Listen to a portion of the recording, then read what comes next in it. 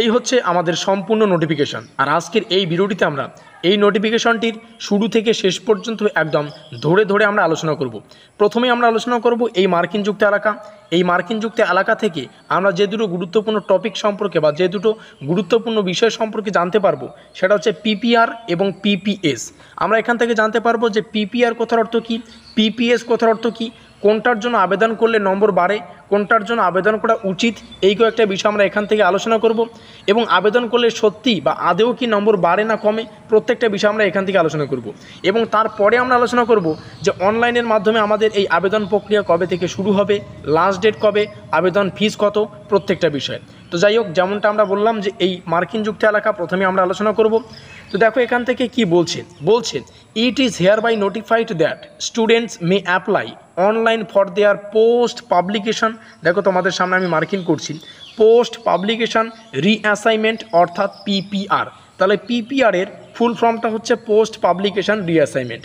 গোদা বাংলায় বলতে গেলে আমরা যদি আমাদের মনে করো মেজর কোর্সের পলিটিক্যাল সায়েন্সের খাতাটাকে পিপিআর এর জন্য অ্যাপ্লাই করি, তাহলে আমাদের মেজর কোর্সের পলিটিক্যাল সায়েন্সের খাতাটাকে সম্পূর্ণ কিন্তু পুনরায় খুঁটিয়ে দেখা হবে। কি বললাম?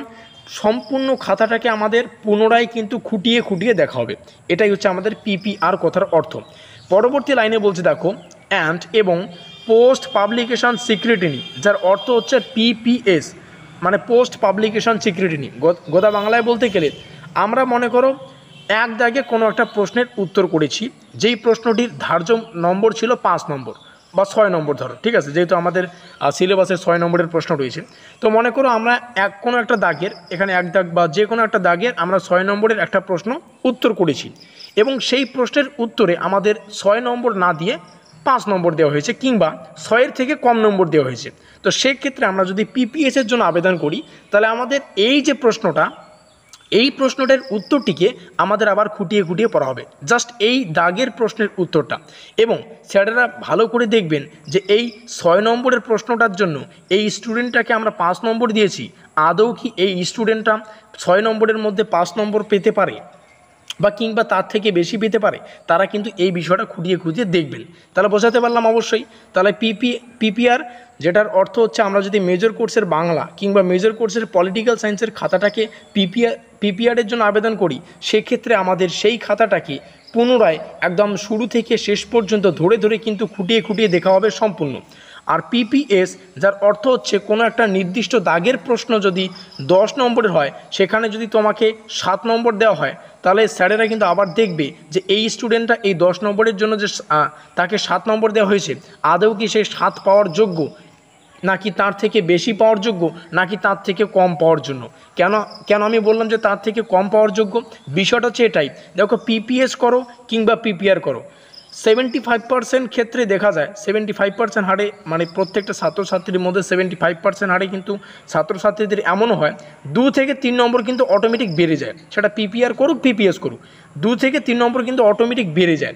এবার একটা বিষয় ভালো করে বোঝো, তোমার মনে করো কোনো একটা পিপিএসের জন্য তুমি আবেদন করেছো, কোনো প্রশ্নে তোমাদের 10 নম্বর থাকে, সেখানে তোমাকে 7 নম্বর দেওয়া হয়েছে এবং পুনরায় পিপিএস করার ক্ষেত্রে সেই 7 নম্বরের জন্য তোমাকে আবার 6 নম্বর দেওয়া হলো, কারণ পরে তারা খতিয়ে দেখলেন যে এখানে 7 নম্বর দেওয়া অধিক হয়েছে, যে হারে তোমরা উত্তর লিখেছো সেখানে 6 নম্বর দেওয়া প্রযোজ্য, সেই ক্ষেত্রে 6 দিয়ে দিল। তো এই ক্ষেত্রে কিন্তু নম্বর কমানোর সম্ভাবনা থাকে, পিপিআর বলো কিংবা পিপিএস বলো, উভয় ক্ষেত্রে। অবশ্যই বোঝাতে পারলাম। তো এবার আমরা আলোচনা করব আমাদের অনলাইনের মাধ্যমে যে আবেদন প্রক্রিয়া শুরু হচ্ছে, সেটা হচ্ছে 24/5/2024 থেকে, যেটা থাকবে আমাদের 28/5/2024, এর মধ্যেই কিন্তু তোমাদের করতে হবে। আশা করি এটা প্রথম ধাপের, ঠিক আছে। পরবর্তীতে আবার কিন্তু লেট ফাইন ব্যতীত একটা সম্ভবত ডেট উঠে আসতে পারে। আর তোমাদের যে মানে রিকোয়েসাইট মানে ফিস অর্থাৎ পেমেন্ট করতে হচ্ছে 50 পার পেপার, একটা পেপারের জন্য 50 টাকা তোমাদের প্রদান করা হচ্ছে পিপিআরের ক্ষেত্রে। আর তোমরা যদি পিপিএস করো একই ব্যাপার, তোমাদের 50 টাকা কিন্তু প্রত্যেকটা পেপার প্রতি কিন্তু দিতে হবে। এই হচ্ছে আমাদের বিস্তারিত বিষয়। পরবর্তীতে এখানে কিন্তু বিভিন্ন নোটস মানে গাইডলাইন লেখা রয়েছে, তো ওই কয়টা বিষয় কিন্তু আমি তোমাদের উপরেই শেয়ার করলাম, সেটা আর নতুন করে জানার কোনো প্রয়োজন নেই। এবার তোমরাই দেখো তোমরা কী করবে। তোমাদের কোনটা করা উচিত, কারণ তোমাদের রেজাল্ট আমি জানি না তোমরা কি তোমরা কোনটা করতে ভালোবাসবে, পিপিআর করবে নাকি পিপিএস করবে, নাকি যেমন রেজাল্ট দিয়েছে সেই হিসাবেই সন্তুষ্ট থাকবে, সেটা কিন্তু তোমাদের হাতে। অবশ্যই ভিডিওটি ভালো লাগলে একটু লাইক করে দিয়ে বন্ধুদের কাছে অবশ্যই শেয়ার করে দিও। শেয়ারটা খুবই গুরুত্বপূর্ণ, যাতে করে ভিডিওটিতে থাকা প্রত্যেকটা তথ্য সবাই জানতে পারে। আর আমাদের আজকের এই স্পেশাল ভিডিওটি এই পর্যন্তই।